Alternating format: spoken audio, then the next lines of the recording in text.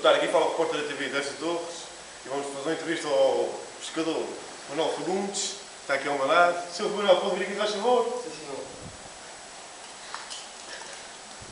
Sr. Fagundes, por favor, acaba essa profissão.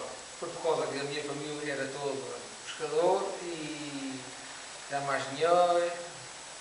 E aí? Está bom. E o que pensa quando dá para o mar?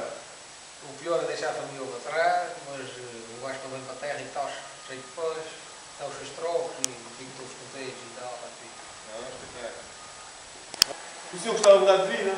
Epá, eu ainda gostava de mudar de vida porque não sei fazer mais nada da vida e isto dá-me suficientemente para tratar da minha família.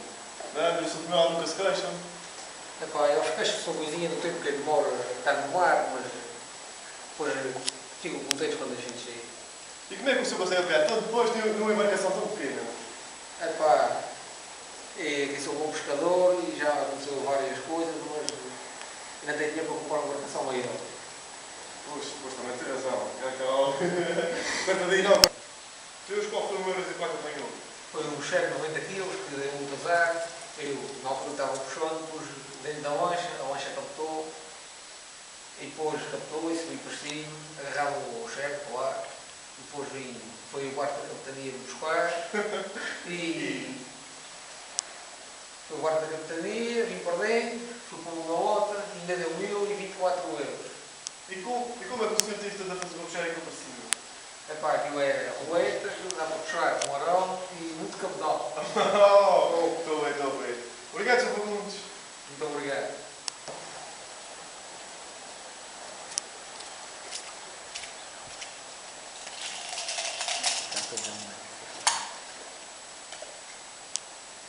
Olha, acabamos o nosso serviço com o Sr. Fagundes e não perca o próximo episódio. Obrigado.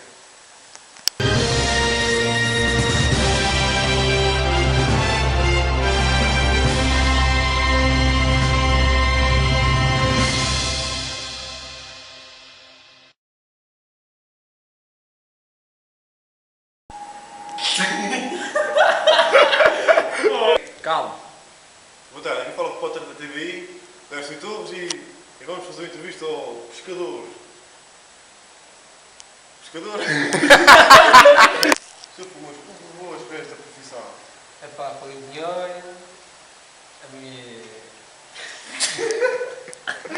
Está a gravar. Sr. Fagundes, por que escolheu esta profissão? Escolhi esta profissão. É só isso.